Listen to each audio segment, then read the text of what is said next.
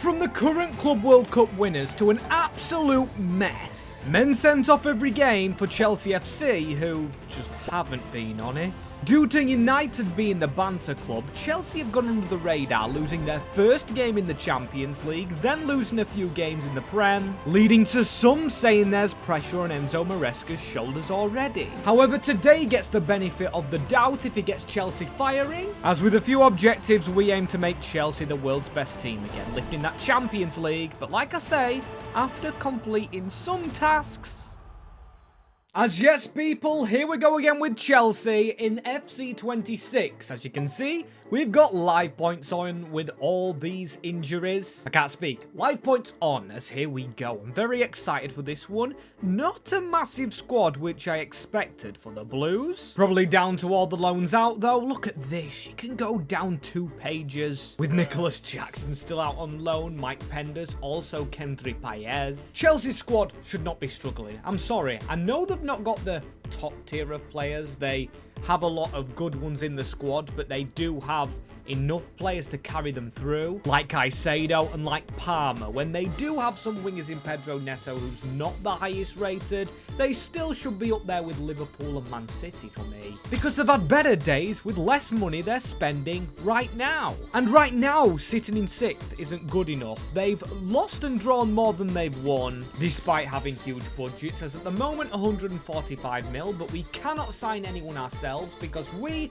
are taking over in the Life Point era, meaning money is not able to be spent, but a contract has to be abided by, with 3 aims. The first one very simple: achieve a top 4 finish, which should be simple with a team like this, but Chelsea last year really celebrated it because they were close to actually not getting it. It was a win at Forest that guaranteed it with a team like this. So yeah, I'm going to actually put my own lineup. Yes, I have kept Maresca in charge of this team, but screw it. I want it our way. And we can't spend money, so we might as well try and switch it around. I'm going to go Yorel Hato in the defence, Neto and Estevao out wide, and shout out my boy Goodwin, because last time we rebuilt Chelsea, we rebuilt it with him in a co-op save, as Sanchez was known to be not a good player, as he even wanted me to sell him, and I think in this save I'm going to do the same thing. Of course I can't do it just now, but I'm going to try and put Philippe Jurgensen in from the start, hopefully giving him game time. We've got Disasi the Disaster down here, as well as Buenanotte, Mark Guy,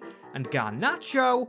I can't believe they actually signed him as a cam, so despite all the good players Chelsea actually have, when we put our uninjured 11 together, this is the best, and this shouldn't get top 4. No 90 rated players, and only, what is it, 4 over 80? Doesn't scream top 4, so I'm going to try and get them playing football with possession-based tactical style, which should be aided by multiple coaches, with the budget being spent on them. Hopefully growing them lads currently in the team, as we do have 143 mil still left over, and I guess we could go to the youth scout, but I kind of don't want to use him because I've got other plans for this Chelsea build. I'll give the benefit of the doubt to Steve Harvey. What a funny name for our best scouted player here. Doesn't he host a show over in America like the Family Fortunes? Seriously, that's funny. So we'll let it slide here, and we'll go with this for the starting formation. I'm not going to change it from Enzo Maresca's style, as he still is in charge of Chelsea. Don't need to keep with his style or formation, but I'm gonna do it. And I'm gonna say it early in the video. If you do enjoy, leave a like and subscribe. If you're in the long haul for this Chelsea save, as to start with, I'm gonna put each player on a training drill. And how realistic's this, eh?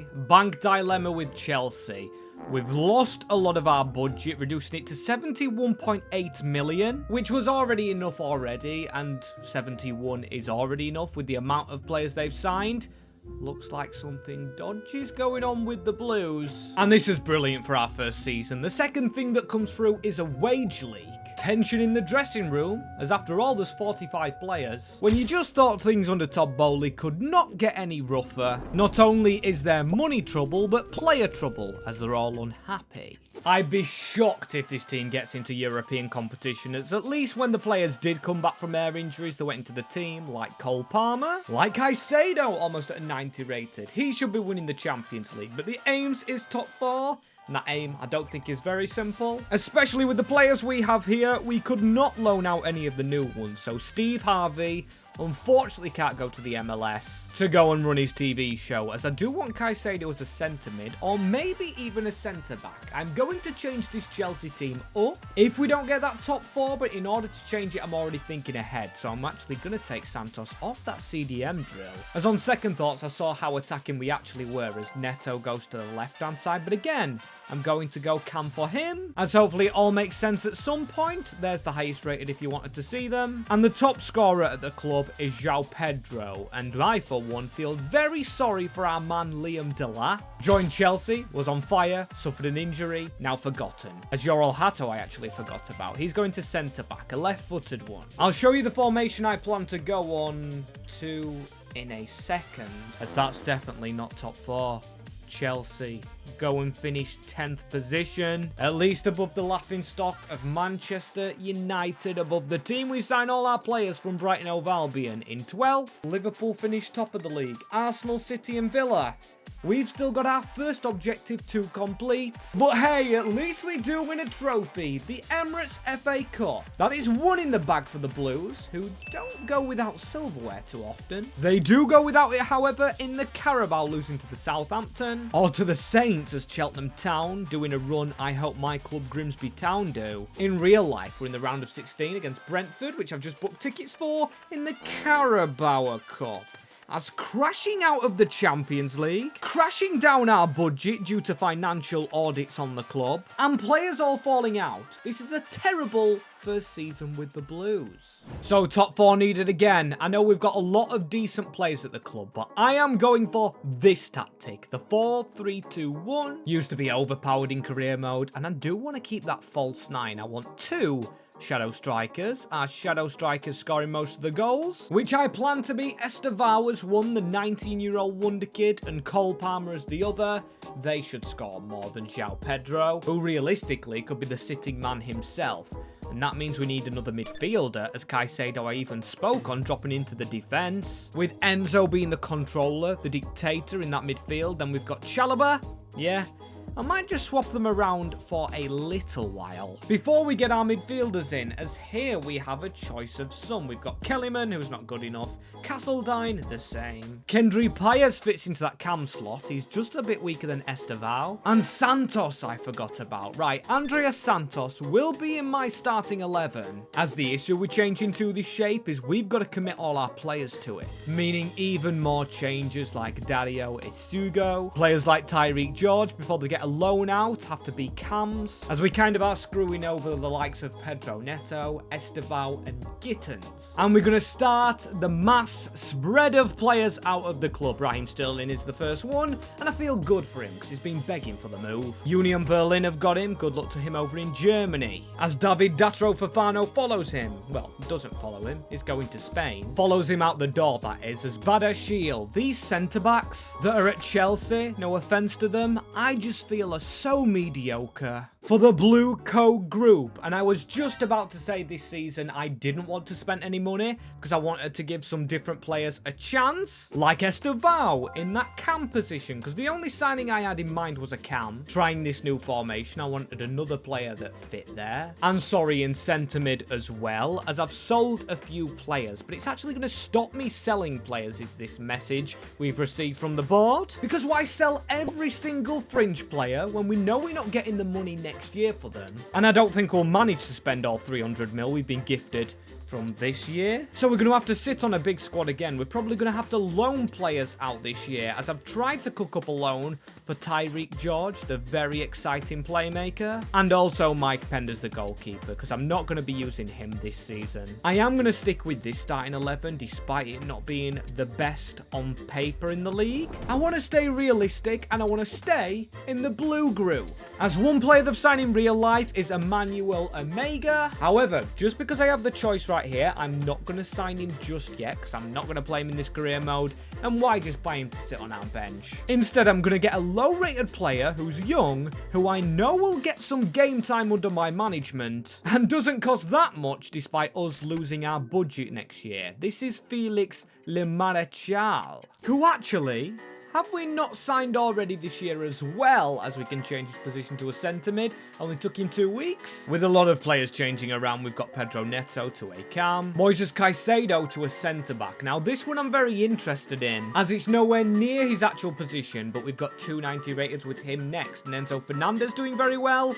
The goalkeeper, Philip Jurgensen, Sanchez stands no chance. This man is the next Kasper Schmeichel. We've got João Pedro as a striker, Reece James back at right back, filled in DM for us a little bit last year, and the goals have kept flooding in. Matt Gui out on loan as well. Gittins, Fernandez in double digits. As soon as we got told the budget won't carry over, I switched from selling to loans. So we've got Steve Harvey over to Copenhagen. Mamadou Sarr has gone to Spurs. That's crossing the line a little bit. At least he comes back to us. Josh Achimapong, he's at Bournemouth. Tyreek George at Augsburg, he's up to a 75. Brilliant player. Asugo.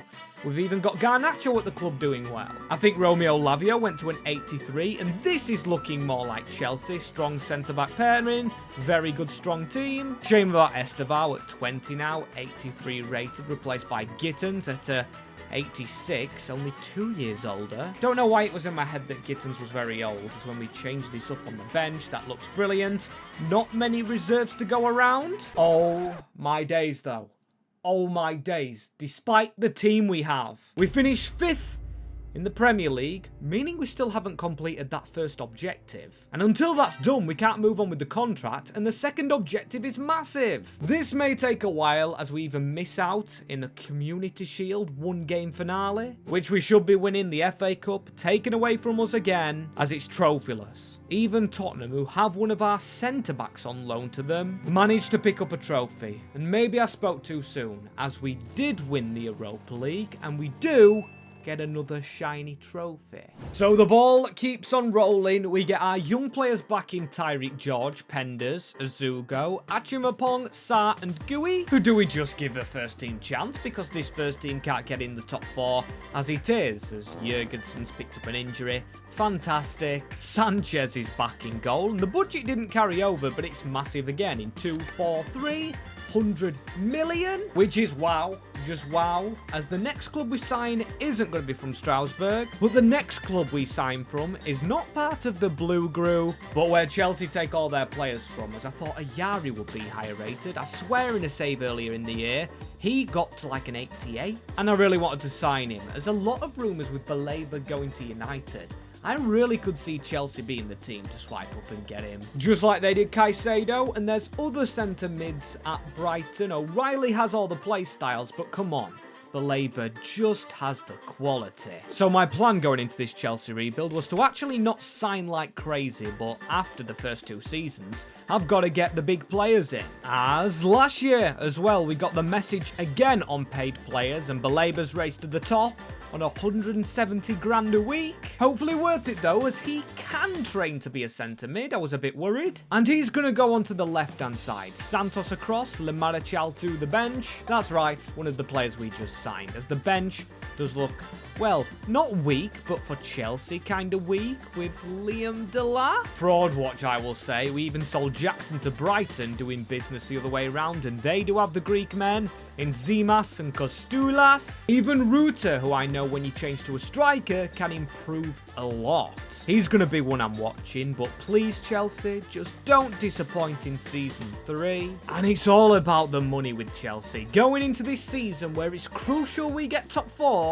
we're gonna have the cameras chasing us around. Something I feel I couldn't turn down, because let's be honest, Chelsea wouldn't. Todd Bowley's all about them Benjamins, and this is a mishmash team. International duty and injury all over the side, at least Jurgensen has recovered. Almost 90 rated himself, with a very solid bench and reserves, because I couldn't get the players like Tyreek George out on loan, Anchimapong, Penders. They all wanted to stick around for the documentary, it seems, as Garnacho, our top scorer, only 81 rated, and he replaced Pedro Neto, who weirdly enough is one of the players we could get out on loan, as Cole Palmer.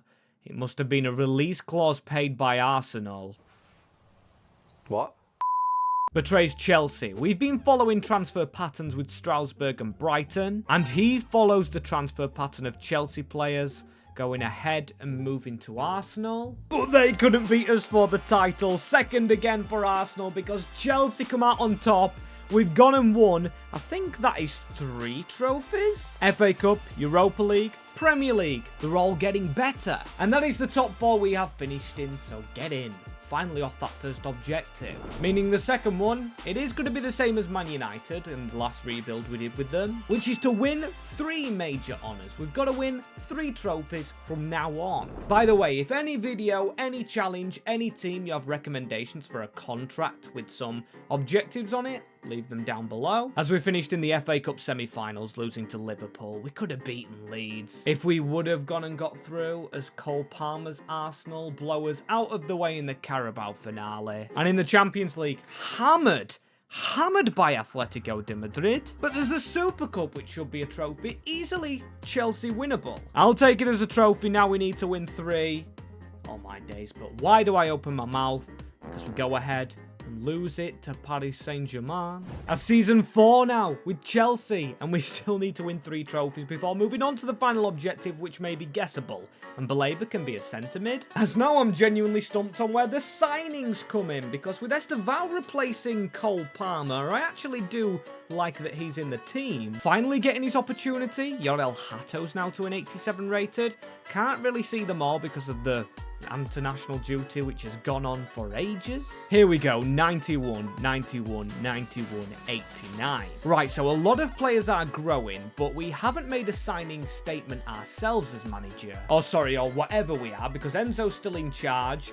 And we do have almost unlimited funds. I do want a big player, but not an unrealistic one. I will not be signing Dembele despite him being the Ballon d'Or winner, as he's still at Paris Saint-Germain, still 90 rated at 31. He's held up very well, as Chelsea in past seasons, like I've just gone to Strasbourg and Brighton, have signed very reputable players, and it seems they're not doing the scouting themselves. They're always getting players given to them by clubs that are already doing well themselves and in the rest of the world. There is a little bit of a hidden gem, Libor Novotny. Also, Daudau Thioun, a centre-back as well. Is that the same nationality as Baleba? Is he Cameroonian as well? Yes, he is. Perfect link-up. I've got to get this guy playing behind Baleba for the link-up. There you go. Chelsea doing their own scouting mission, but despite signing from Athens, he's cost a whopping 110 million. Still an insane player to sign, as when we do compare him to Yorel Hato, he's close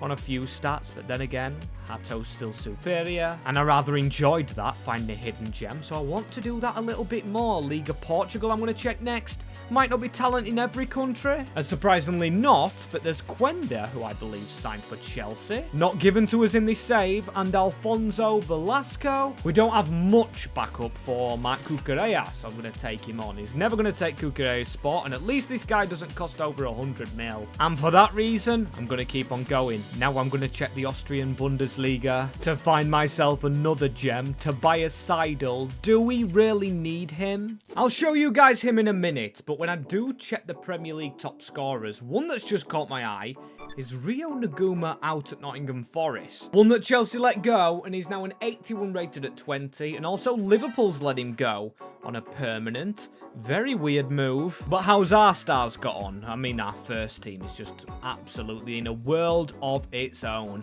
A class of its own. Now 93s all over. Almost 5 of them. I count right there. We've got Thiune, who's done pretty decent. Velasco, he's gone up +1. And this is the new guy, Seidel. In next to Garnacho, and then Sarr, and then Penders.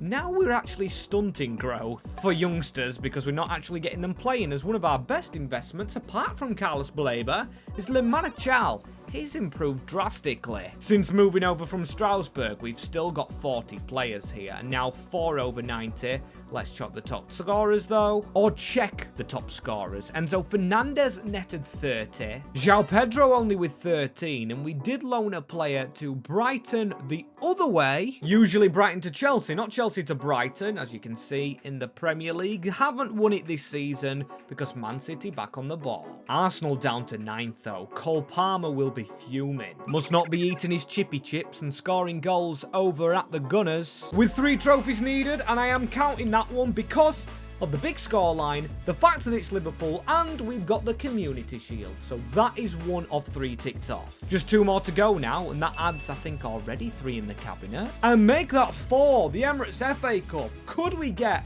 a treble in the first season we need it? Beating Everton in the finale, that's kind of easy. I mean, they got Walsall. Our struggles really came in the 6th round, or the quarterfinals, beating Manchester City at the Etihad. I think that deserves you a trophy in every right, as Cole Palmer still got one. Where did we finish in the Carabao?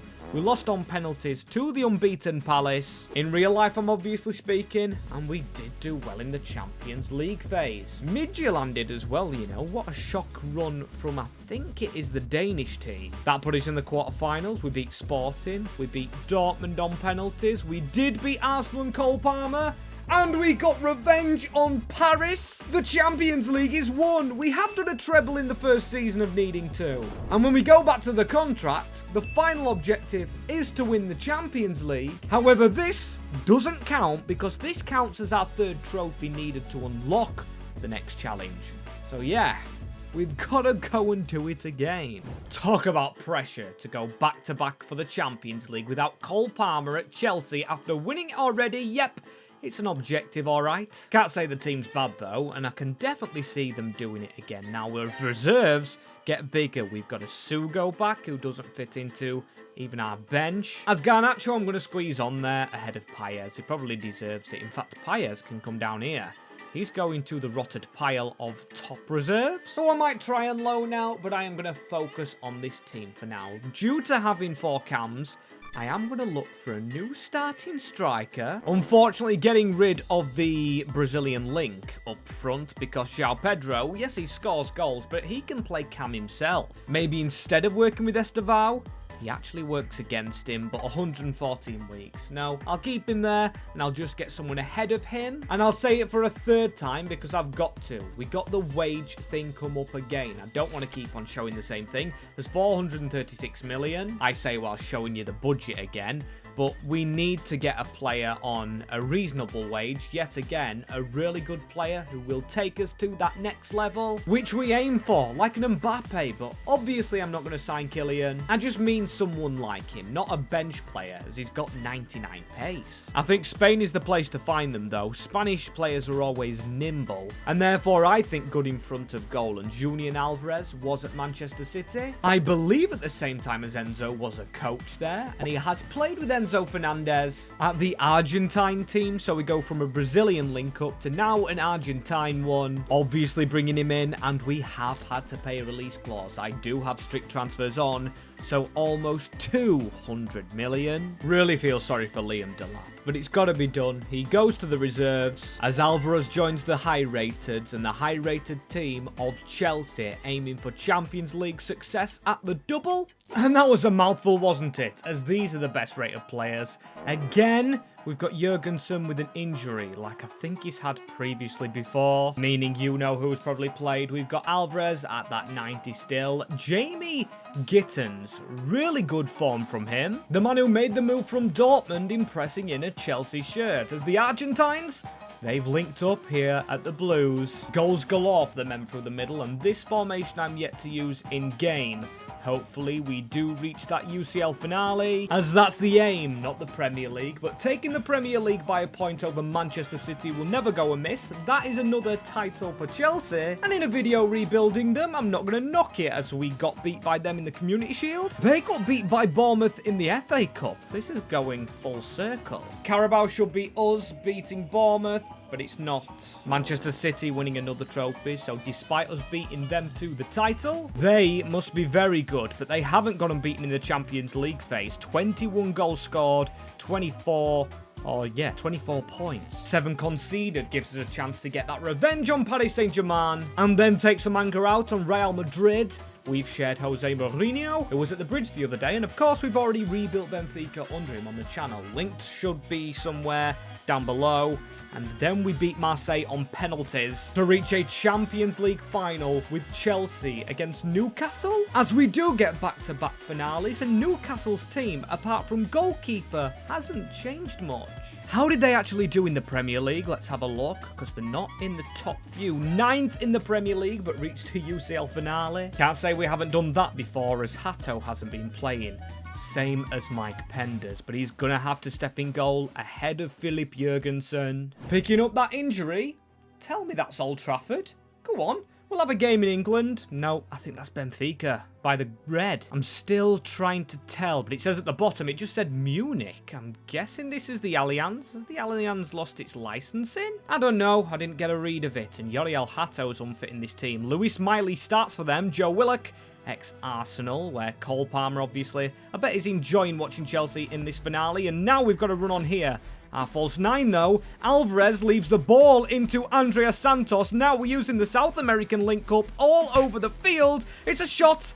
And then Gittins didn't twig on. Keeping them scorelines level as now Alvarez. Look how far back he is. The false nine's really pushing him back. But now he's a true nine, not a false one. Can he score? It's a brilliant save and a tap-in for little man Estevao. The Chelsea fans all love him. I don't like him playing ahead of Cole Palmer, but Cole Palmer went and betrayed us. Fantastic finish. The true nine, as I tried to stumble to actually call him, gets a keeper parry into Estevao. Get in there. And Alvarez. Instant tackle from him. Find on Gittins. Alvarez again. Can we try and chip that over the top? That's a failure. Now Newcastle to show some intent. The defence all step forward. Sven Botman, I think that was through. Brilliant tackle we had to make right there. And can we actually counter from this? I know they only play three at the back. It is Estevao. Can he use some skills? No. But the ball falls back to him and he's onside here. Another tap-in for Alvarez. Ramirez can't catch a cold, and I just realised maybe Harvey Barnes took their shot on, as now Santos looks through the middle. Brazilian link up again. It is Estevao playing really well. He's going to cut inside, and I was going to try shoot. That's our second. Floated away as Baleba into Estevao again. Can we get a running behind here from the man in the middle? Nope. He stood still, so now we'll find him in Baleba. Baleba, could he shoot? He's more defensive-minded. And the defender reads him as we almost take it off Thiaw. And look at the counter-attack from Newcastle here. Gordon, he sold us. And that is a big chance. As this has just been attack after attack. As now we're on the counter against them. That's going to be a penalty. Yes. I didn't think that was going to get given then. Advantage on a penalty is a weird one. We don't get to see the replay. All the substitutes watching. As Enzo Fernandez, the captain for us, hits the top corner. That should be game done and dusted. Enzo, superb. Netting Chelsea that Champions League. Surely we don't bottle a 2-goal lead. And we don't. Get in there. We just pass back after getting the ball off them from kickoff to secure Chelsea that Champions League. Very good going. Deserved for Reece James to lift high into the midnight sky, and that's got to be the Allianz Arena. Maybe it's not named it in-game. Really enjoyed playing at this stadium, as if you do enjoy this mini rebuild, longer ones will be coming of Chelsea, and also big teams. And small teams. You've already seen 2 massive small team rebuilds, which might be recommended for you if these videos do say it.